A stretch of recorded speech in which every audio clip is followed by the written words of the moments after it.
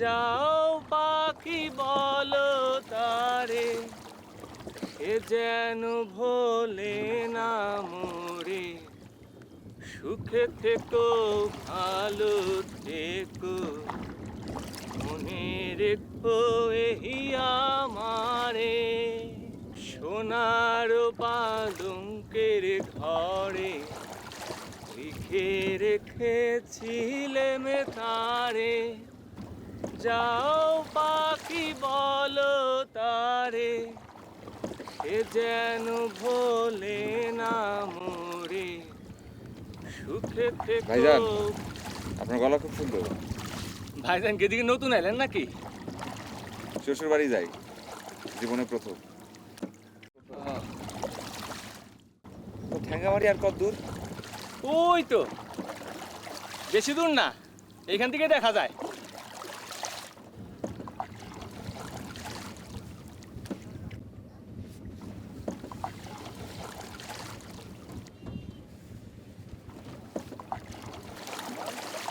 আহা, এই গরমের মধ্যে কোটটা পড়তেছেন কেন? নতুন জামাই, আপনি পড়তে না করতেছেন? আচ্ছা।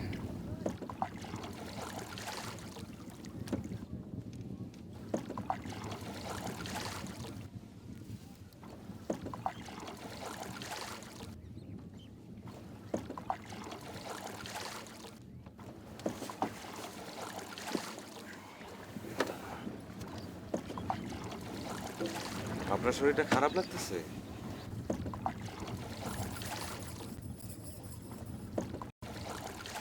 আমরা তো মনে হয় আয়সা পড়ছি। তার বাদে আবার হাঁটা পথ আছে। আবার কোটটা গায়ে দিয়ে রাখেন তো।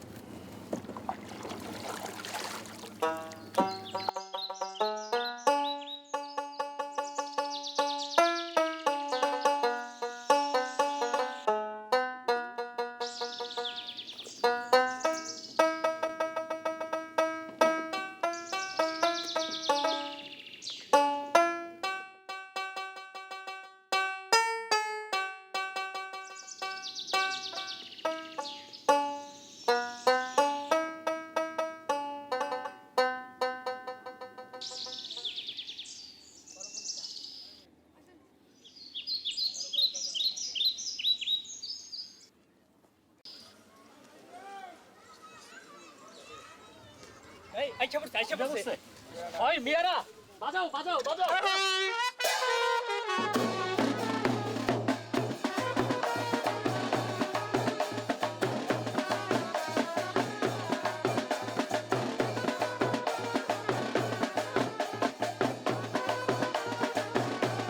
ভাইজান, আপনারা আসছেন, খুব খুশি হয়েছে ভাইজান। আমার একটা সিমেন্টের দোকান আছে ভাইজান, আমার একটু দেখেন। আপনাদের জন্য সামান্য একটু ব্যবস্থা, এই সামান্য একটু আয়োজন আর কি ভাইজান। আসেন ভাইজান।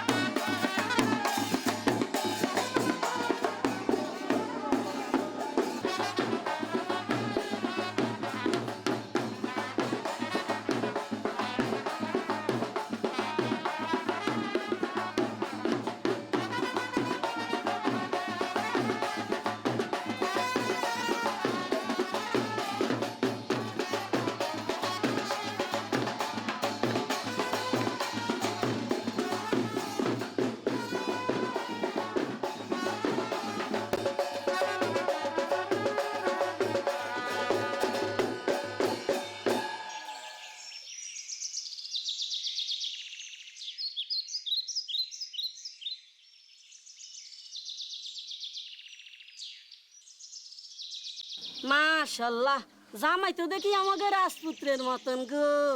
আমি পাশের বাড়ির দাদি লাগি তোমার। আল্লাহ গো, হাসলে দেখি জামাই রে আরো সুন্দর লাগে। ও আলেয়া, এর এই গ্রামে নিয়ে আসলি কেন? মানুষের নজর লাগবো তো।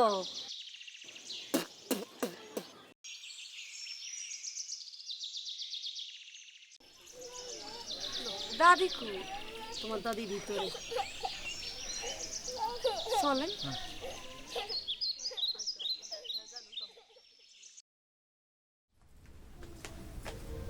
দাদি সালাম কর। বুবু, তোমার নাচ জামাই রে বরণ করো। আমি ওই দিকটা একটু দেখতে আছি। বসেন। বাইসে থাকো বাবা, বাইসে থাকো। দেখি বাবা, তোমার মুখটা খোলো তো, তোমার দাঁতগুলান দেখি। জি মুখ খুলেন না কেন? দাদি আপনার দাঁত দেখতে চায়, মুখটা খুলেন। এটা আমগো অঞ্চলের রেওয়াজ। নতুন মানুষ আইলে দাঁত দেখে বোঝা যায় মানুষটা কিরম, ভালো না মন্দ। কিন্তু আপনি তো চোখে দেখতে পারি না, কিন্তু হাত দিয়ে এখন সব বুঝতে পারি।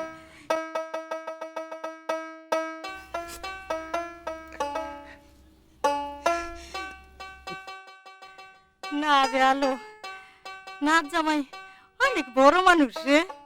সেটা বুঝি তুমি এতক্ষণে বুঝলা দাদি? নাচ জামাই লোক একটু মস্করা করলাম আর কি। জামাই জি এদিকে আসো তো একটু, দেখি তোমার হাতটা দেখি। ও ও, আলে আর বাবারা ছিল, জি অনেক দিন ধরে আগলাই রাখছি। ভাবছি আলে আর বিয়ে হইলে আমার নিজে হাতে আমি নাচ জামাইরে পড়াই দিব। পোলাটা আমার এমন জোয়ান বয়সে মরে গেল। আমি বুড়ি অহন্তরি বাচ্চা রইলাম। আমার সোনা চান পোলা রে, তোমার মতো আছিল গো জামাই, তোমার মতো আছিল। গ্রামের মানুষ সহ্য করতে পারে নাই, এলাকা আমার পোলাটার মাইরা গঞ্জে বসাই দিছে। দাদি আইতে না আইতে কি শুরু করলা? খুন, ওনারে খুন করা হয়েছিল বুঝি? দাদি দাদি আপনি মনে করেন আপনার ছেলে আপনার কাছে ফিরে আসছে? আল্লাহ রে, এটা কি শোনাইলি রে সোনা? এমন কথা আমারে কেউ কতদিন কয় নাই। আমি দোয়া করি তোর উপরে যেন কারো আসন না পড়ে, তোর উপরে যেন কারো নজর না পড়ে। থু, থু, থু, থু।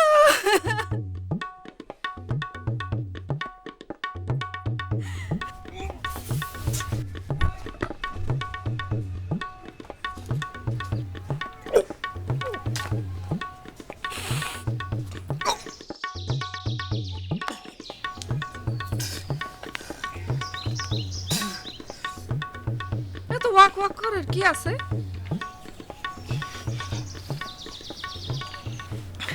এরপরে কিন্তু আপনি আর কোনদিন আমাকে শ্বশুর বাড়িতে আসতে বলবেন না।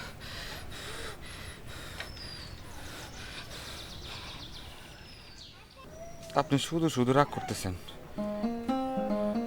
রাগ করার মতো কথা এটা না। আপনাকে বুঝতে হবে এত দূরের পথ, তারপর যদি কেউ এমন করে। সব সময় তো আর করবে না। আপনি নতুন জামাই বললেন না আপনারা আদর যত্ন করতেছে। হ্যাঁ ও চলেন ভেতরে চলেন, ওই ঘরে সবাই আপনার জন্য অপেক্ষা করতেছে।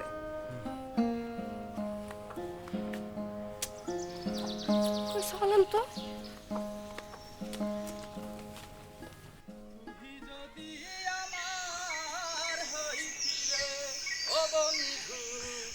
আমি হইতাম তোলাতে বাহাসাইয়া করিতাম আদর রে।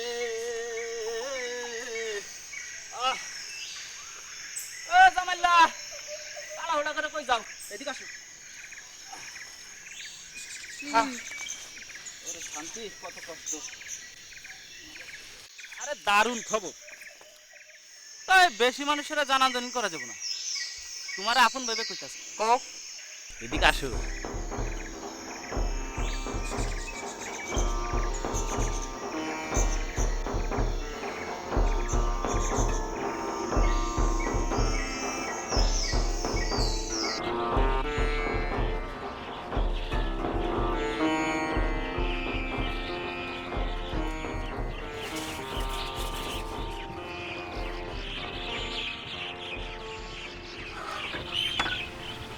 আপনারা একজন একজন করে ভেতরে যান।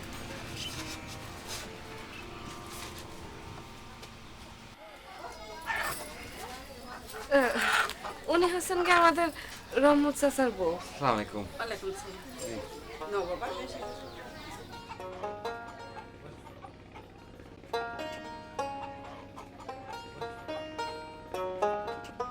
উনি হচ্ছেন কি আমাকে সালেহিন চাচার বউ।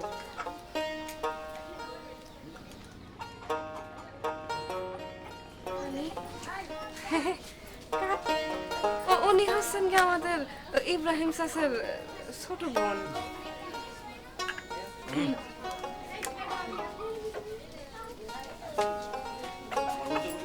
তরফদার চাচার 2 নাম্বার বউ আর কি।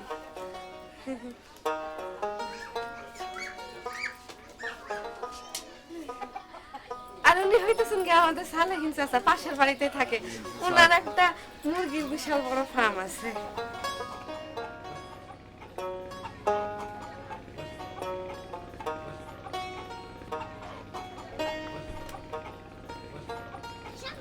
উনি হচ্ছেন কি আমাদের সালাম চাচার প্রথম পরিবার। সালাম আলাইকুম।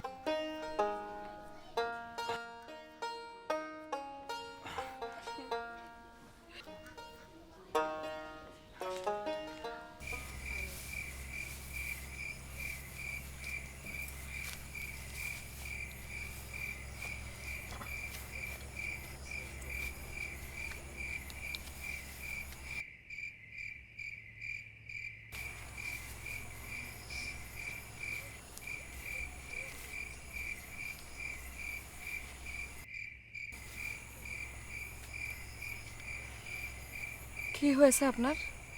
এখানে এরকম মন মরা হয়ে দাঁড়িয়ে আছেন কেন? গ্রামে ঢোকার পর থেকে যে একের পর এক ঘটনা ঘটতেছে, আমি কিছুই বুঝতে পারতেছি না। জামাই সম্বর্ধনা ঠিক আছে, তাই বলে এই যে লাউ, কুমড়া, মুরগি, ছাগল, মুরগির ডিম এসব দিয়ে যে ঘর ভরে যেতেছে, এটা কিরম সম্বর্ধনা? আসলে এটা আমাদের গ্রামের রেওয়াজ। আপনি এটা নিয়ে বেশি চিন্তা করেন না তো। আলো, তোদের বাড়িতে চৌধুরী বাড়ির বড় বউ আসতে, জলদি যা। তাই নাকি? আমি গেলাম।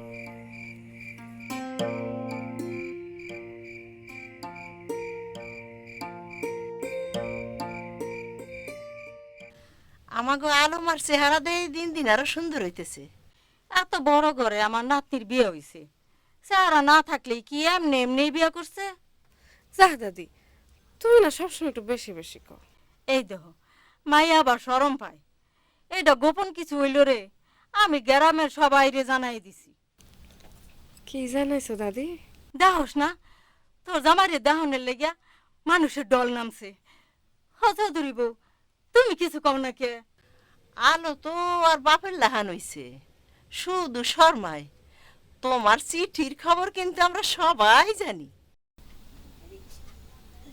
চিঠি?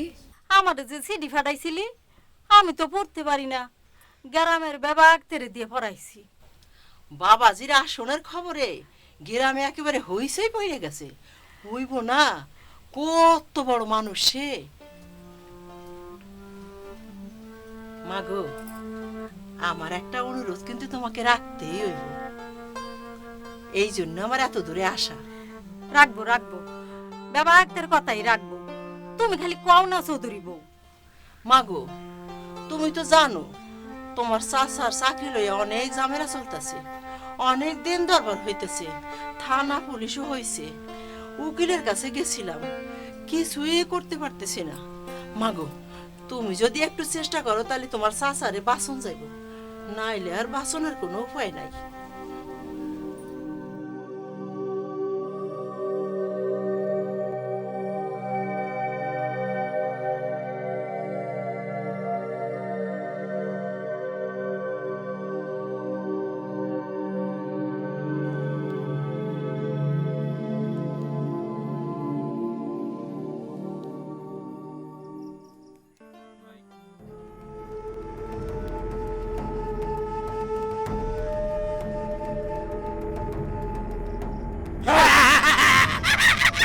ও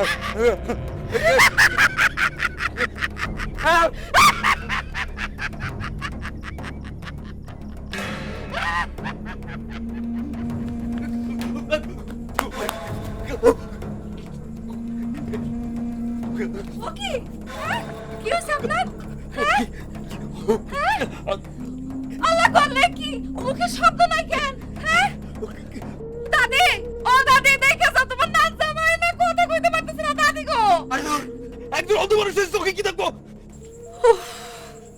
সাক আপনার মুখে তাহলে বল ফুটছে আরে শোনো, ওই যে কাজ চালাই, আপনি বুঝি শিয়াল দেখে ভয় পেয়েছেন পাগলা ভূত।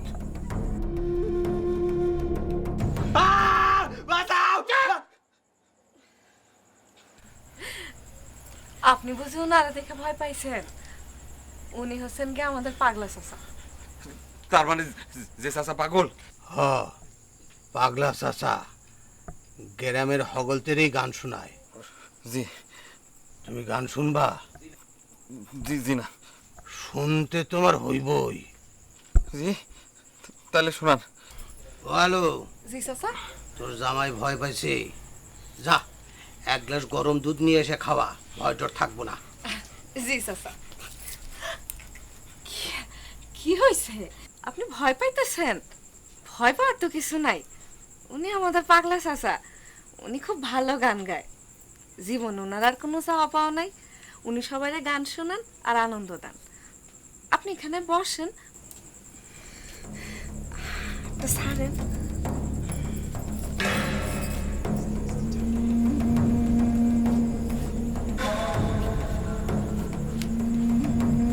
ভয় পাইছে? না না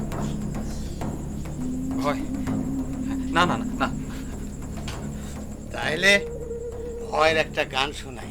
না না বলে না তুই বলেছিলি বাবাই এসে গুরু ভজবি, সেই ধর্ম বিসর্জন দিলি, ফুরালো তোর গোনা দিন, ফাঁকি দিয়ে থাকবি কতকাল, মন আমার ফাঁকি দিয়ে থাকবি কতকাল, মোহন আমার ফাঁকি দিয়ে থাকবি কতকাল।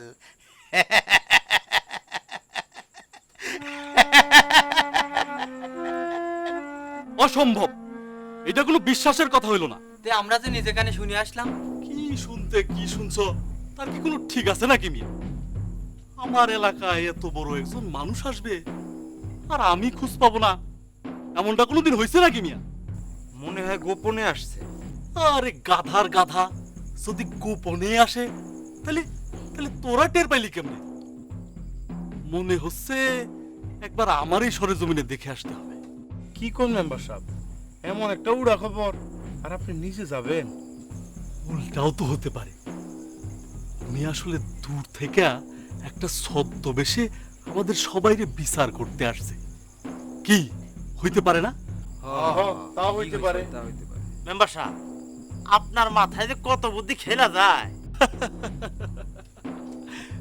বছর ঘুরলেই ইলেকশন করব বুদ্ধি খাটাইয়া মাথা ঘুরাইতে না পারলে ইলেকশনে জেতা যাবে না রে থাকো চা না খায়া তোমরা যাবা না কিন্তু মেয়েরা যে মেম্বার সাহেব। বাগানে ফুল ফুটেছে, গগনে চাঁদ উঠেছে, দেখবি তোরা ছুটে আয়, বনে বনে জাগলো পাখি, বনে বনে জাগলো পাখি। অডিও ক্যাসেট, একবার যদি অডিও ক্যাসেট বাইট করতে পারি তাহলে আর পিছন ফিরে তাকাইতে হইব না, দেশ বিদেশে আমার নাম ছইরা পড়বো পাগলা চাচার গান। একবার যদি অডিও ক্যাসেট চালাইতে পারি, একবার যদি তৈরি করতে পারি, তাহলে সারা জীবন আপনার গোলাম হয়ে থাকবো। হ্যাঁ কি বলেন আমি আমি কে আমি কোত্থেকে আমি কিভাবে কি বলতেছেন আপনি? আমার অডিও ক্যাসেট আপনি বের করে দিতেই হইব, আমার অডিও ক্যাসেট আপনি বের করে দিতে হইব। মানে আপনি আমার কথাটা শোনেন, আপনি আমার কথাটা বুঝেন। বাগানে ফুল ফুটেছে, গগনে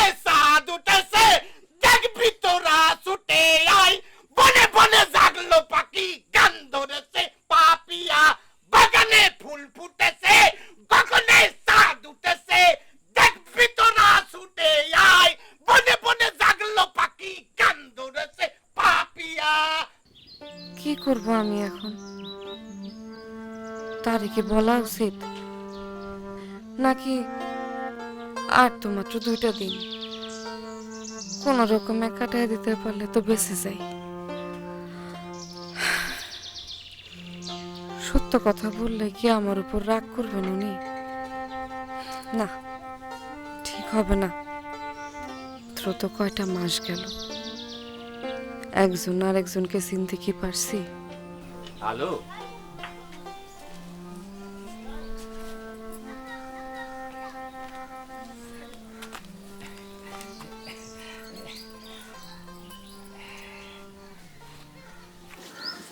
তোমার সঙ্গে দেখা করতে এলাম। কিন্তু আপনি এত কষ্ট করে আবার? তুমি দেখা করতে পারো কি না পারো, তাই ভাবলাম স্কুলে যাওয়ার পথে তোমার সঙ্গে একবার দেখা করে যাই। আমি আর কোথাও না গেলেও একবারের জন্য অবশ্যই স্কুলে যেতাম স্যার। অবশ্য আমার আরও একটা উদ্দেশ্য আছে, সেই তাগিদেই এলাম। তোমার স্বামীর সঙ্গে একবার দেখা করতে চাই। সেইটা বলার কি আছে স্যার? না, উনি তো আর যেন তেন মানুষ নন, দেখা করতে চাইলেই কি আর দেখা করা সম্ভব?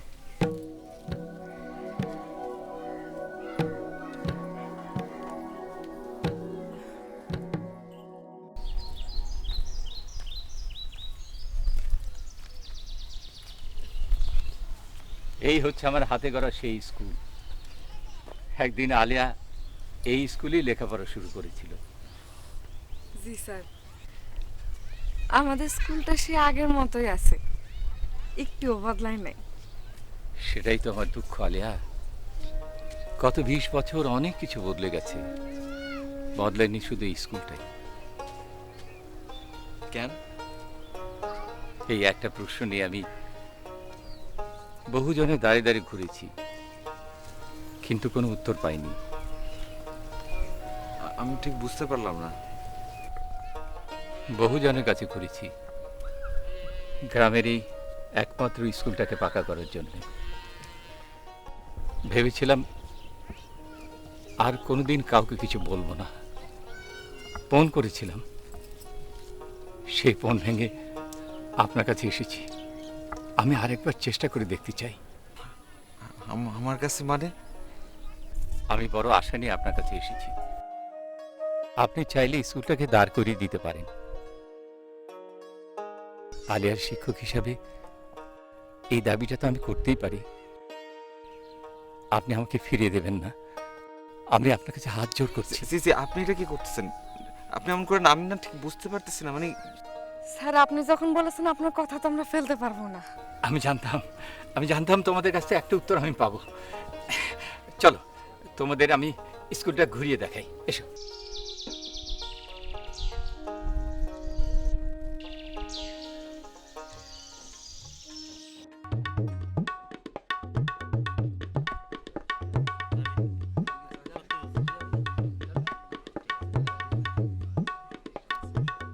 নমস্কার, আইসা পড়ছে। ওই তোরা চুপ মেরে আসুস কেন? স্লোগান শুরু কর। আইসা গেছে ময়না ভাই, তোমার আমার চিন্তা নাই। তোমার আমার চিন্তা নাই। আইসা গেছে ময়না ভাই, আইসা গেছে ময়না ভাই, তোমার আমার চিন্তা নাই। তোমার আমার চিন্তা নাই। আইসা গেছে ময়না ভাই। আপনার মতো একজন মহান মানুষ আমাদের গ্রামে পদধূলি দেওয়ায় আমরা গর্বিত। না, মানে আসলে আসলে আসলে স্যার আমি মেম্বার, এই গ্রামের মেম্বার, ইলেক্টেড।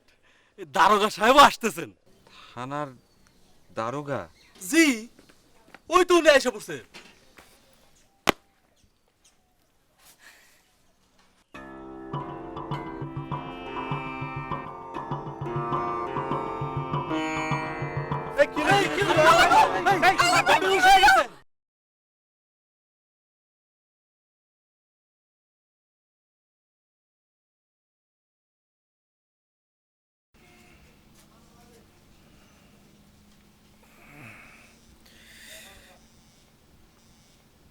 হ্যালো? জ্ঞান ফিরছে, জ্ঞান ফিরছে। উনি হইতেছেন মফিজ ভাই, আমার বড় চাচার ছেলে। কৃষক নেতা, এই অঞ্চলে সবাই এই নামেই আমাকে চেনে। সালাম দেওয়ার দরকার নাই। আচ্ছা জামাই, তুমি আমারে বলো তো, দারোগা বেটা কি তোমার সাথে কোনো খারাপ ব্যবহার করছে? জি সমাজের এই সব মুখোশ পরা মানুষের চেহারাটা টেনে হিসেবে সাধারণ মানুষকে দেখাতে হবে। জি গরিব কৃষকের উপর আর কোনো অন্যায় জুলুম সহ্য করা হবে না। জি জি আমরা গরিব কৃষকরা হাতে হাত থেকে শপথ করেছি, আমাদের উপর যদি আর কোনো অন্যায় অবিচার। পানি পানি পানি পানি। হ্যালো, জামার একটু পানি এনে খাও। জি ভাইজান।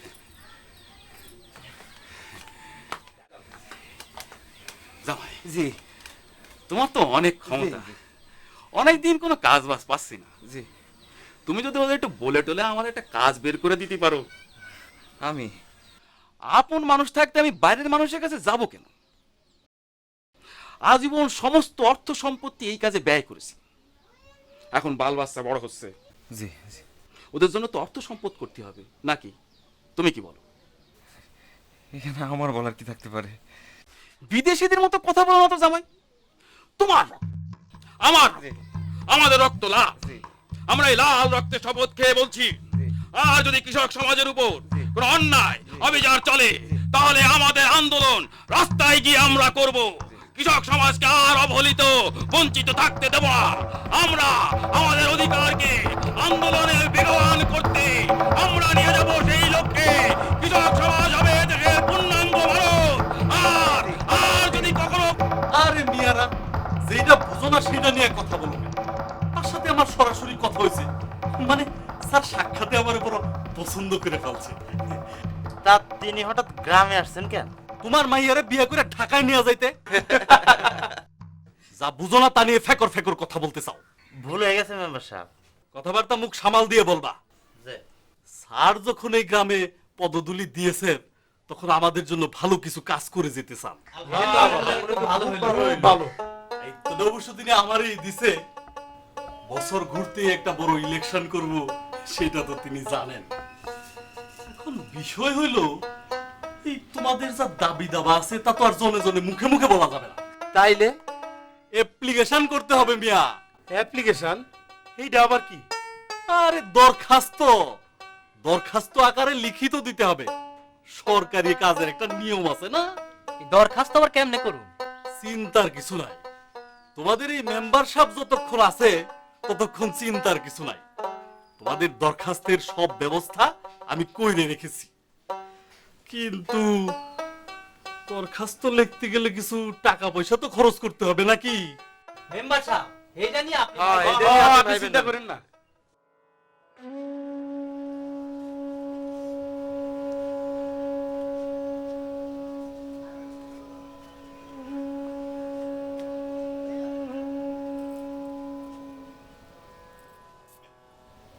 আমি কি বিপদের মধ্যে পড়লাম? কিসের মধ্যে পড়লাম আমি? এই বিপদ থেকে বাঁচার উপায় কি এখন? ও আল্লাহ, আমি এখন কি করবো? আমি এখন কি করবো? কেমনে তারে বোঝাবো? ও আল্লাহ,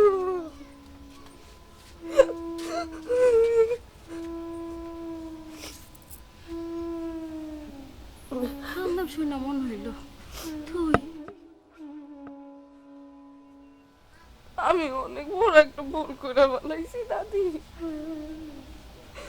জামার লাগে কিছু হয়েছে? দাদি, আমি সিঁড়িতে মিথ্যা কথা লিখছিলাম দাদি। তোমার জামাই কোনো বড় চাকরি করে না, কোনো বড় চাকরি করে না। তুই এটা কি করলি? আমারে মাফ কইরা দিও দাদি, আমারে মাফ কইরা দিও।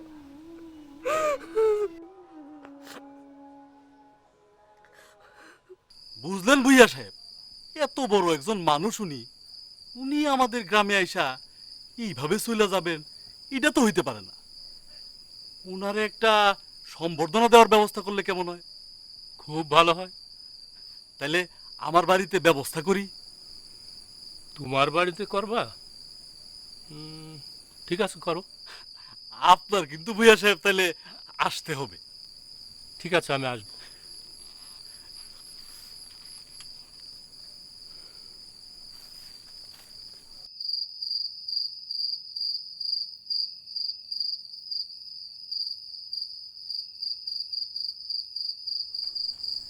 আলিয়া, হ্যালো।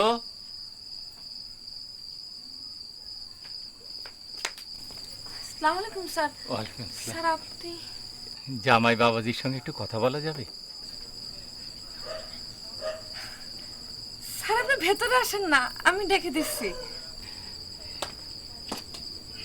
বসেন স্যার,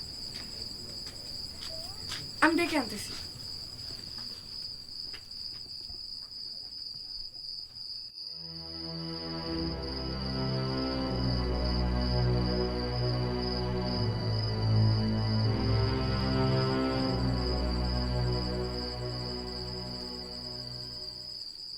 সালামালাইকুম স্যার, আপনি এখানে বসছেন কেন? ভিতরে আসেন স্যার। না না, এখানেই ভালো। জি। এখানে বসি। বলেন স্যার। আমি আপনাদের বেশি সময় নেব না। সিসি স্যার, এটা আপনি কি বলতেছেন? সকালবেলা স্কুলের ব্যাপারে সবকিছু পাকা করায় আমি এখন চিন্তামুক্ত। জি।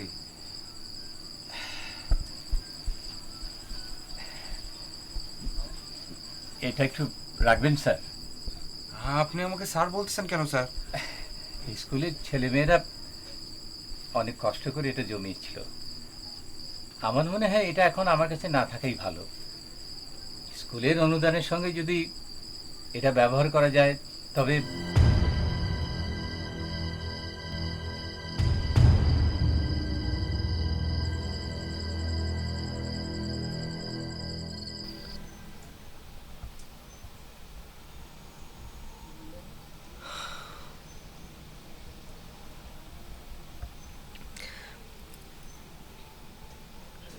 শুনতেছেন? আপনি কি ঘুমায় পড়ছেন নাকি? আপনার একটা কথা না বলে শান্তি পাইতেছি না। ঘুমাইতে তো আর পারলাম না, মাস্টার সাহেবের কথা ভাবতেছিলাম। সারাদিন মানুষজন আপনার অনেক জ্বালাতন করছে, তাই না? মাস্টার সাহেব না না না, আমার কেউ জ্বালাতন করে নাই। আমি খুব একটা বিরক্ত হই নাই। তা নতুন জামাইরা পায় সবাই একটু বেশি বেশি। সবাই কোথায় যেন একটা ভুল করতেছে, আমি ঠিক বুঝতে পারতেছি না।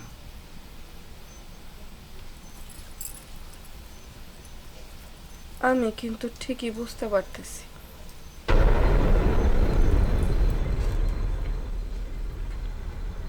দাদির কোনো দোষ নাই, আসলে সব দোষ আমার। আপনি শুনলে রাগ করবেন। মাত্র 3 দিনের জন্য আপনি এখানে বেড়াইতে আসছেন, আর তারই মধ্যে খুইলা গো, আমি তো কিছুই বুঝতে পারতেছি না। এখানে আসার আগে আমি দাদিরে চিঠি লিখে পাঠাইছিলাম যে আমরা গ্রামে আসতেছি। তো তো দাদি ভাবছে এটা তো গ্রামে মান সম্মান ইজ্জতের ব্যাপার, তাই তাই কি? তাই সে সবাইরে জানাইছে যে আমি আপনি মন্ত্রণালয়ে অনেক বড় একটা চাকরি করেন, অনেক বড় সরকারি কর্মকর্তা। আপনার অনেক ক্ষমতা।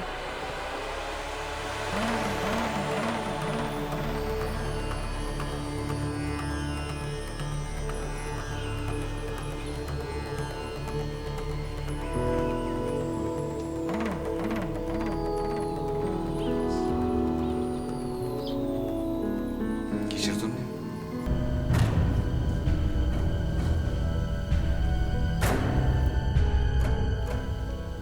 আমি তার চিঠিতে সেরকমই লিখেছিলাম।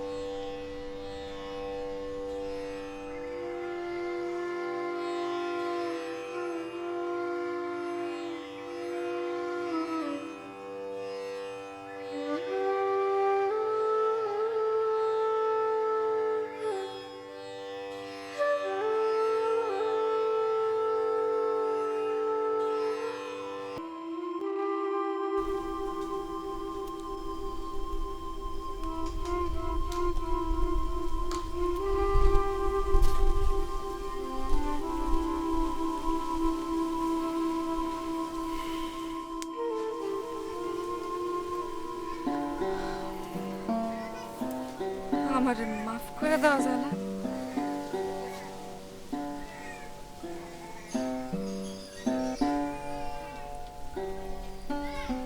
কাল রাতে কাজটা আমি ঠিক করে নিয়ে এলো।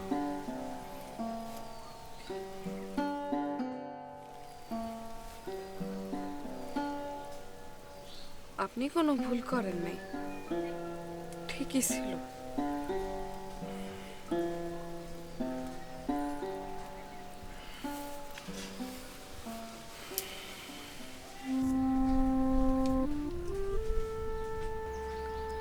এখানে না আসলে আমি জানতাম না আমার আলো কতটা সরল।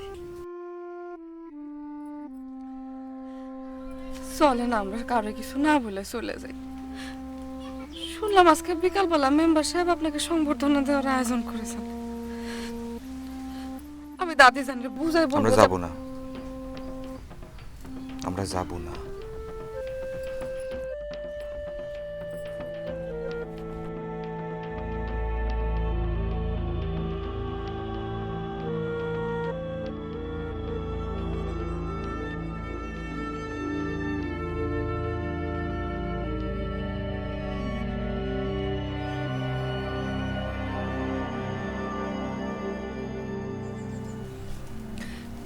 কিন্তু আমরা যদি না যাই তাহলে কি হবে একবার ভেবে দেখেছেন?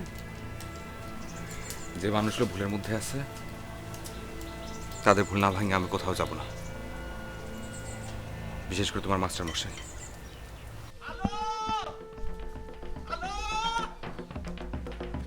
আলো আলো, আমাদের বাসা সাহেব কাল রাতে মারা গেছেন।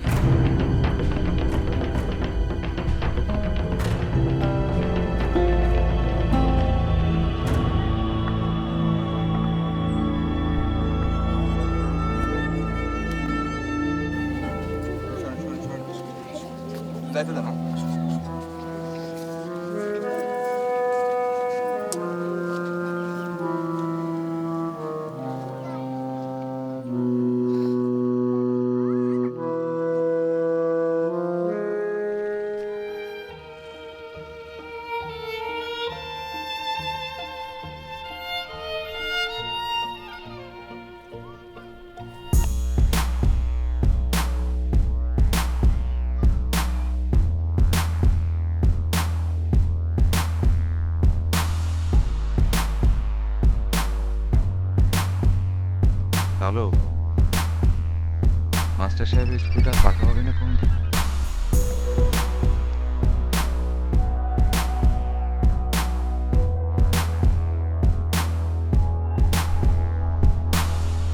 তার তো আর কোনো দায় নাই, কিন্তু সে যে স্কুলের টাকার থলিটা আমাদের হাতে দিয়ে গেল। আমরা ভুল করেছি, কিন্তু সেটা তো মাস্টার মশাই জেনে যেতে পারে।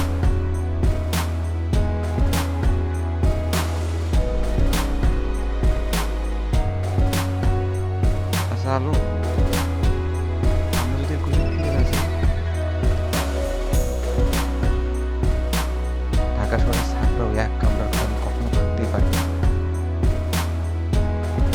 জীবনে যা যা করতে পারতাম না, আমার অনেক কিছুই করার ছিল। হয়তো স্কুলটা দিয়ে সেই যাত্রা শুরু। তুমি থাকবা না আমার পাশে? আমি সারা জীবন আপনার সাথেই থাকতে চাই, সে আপনি যেমনই হন। আইসা গেছে ময়না ভাই, তোমার আমার চিন্তা নাই, তোমার আমার চিন্তা নাই। আইসা গেছে ময়না ভাই, আইসা গেছে ময়না ভাই, তোমার আমার চিন্তা নাই, তোমার আমার চিন্তা নাই। আইসা গেছে ময়না ভাই। অনুষ্ঠান শুরুর আগে আমার কিছু কথা আছে, কথাগুলো না বললেই না। একটা ভুল হয়ে গেছে। আপনারা আসলে আমরা যা ভাবতেছেন আমি তা না। আলিয়া দুষ্টুমি করে তার দাদির চিঠিতে লিখছিল আমি অনেক বড় একটা চাকরি করি, কিন্তু সেটা ভুল। তবে হ্যাঁ, আমার একজন খালাতো ভাই আছে যিনি মন্ত্রণালয়ের অনেক বড় একটা চাকরি করে। তাইলে তো ঠিকই আছে, আপনি আর আপনার খালাতো ভাই তো একই কথা। আইসা গেছে ময়না ভাই, তোমার আমার চিন্তা নাই, তোমার আমার চিন্তা নাই। আইসা গেছে ময়না ভাই, আইসা গেছে ময়না ভাই, তোমার আমার চিন্তা নাই। থামেন, আমার কথা এখনো শেষ হয় নাই। তিনি অসম্ভব সৎ একজন মানুষ।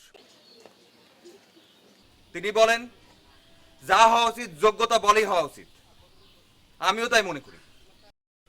আর মাস্টার মশাই স্কুলের টাকা আমার হাতে তুলে দিয়ে যে দায়িত্ব আমাকে দিয়েছেন সেটা অনেক বড় একটা দায়িত্ব।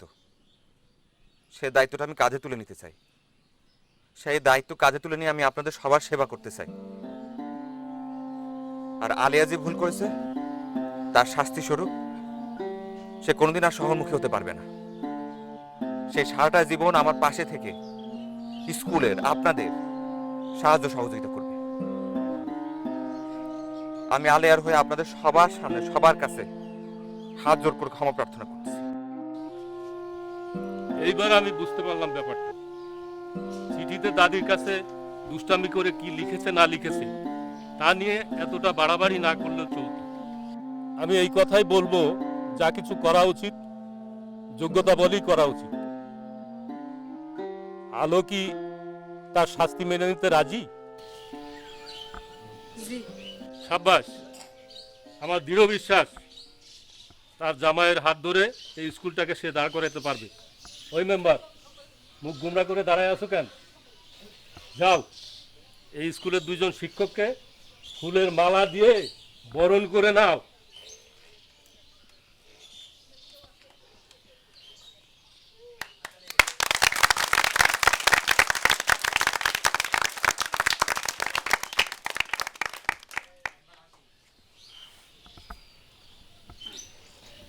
লাউ, কুমড়া, মুরগি, ছাগল ইত্যাদি নানা কিছু দিয়ে আপনারা চেষ্টা করছেন আমাকে সংবর্ধনা জানাতে।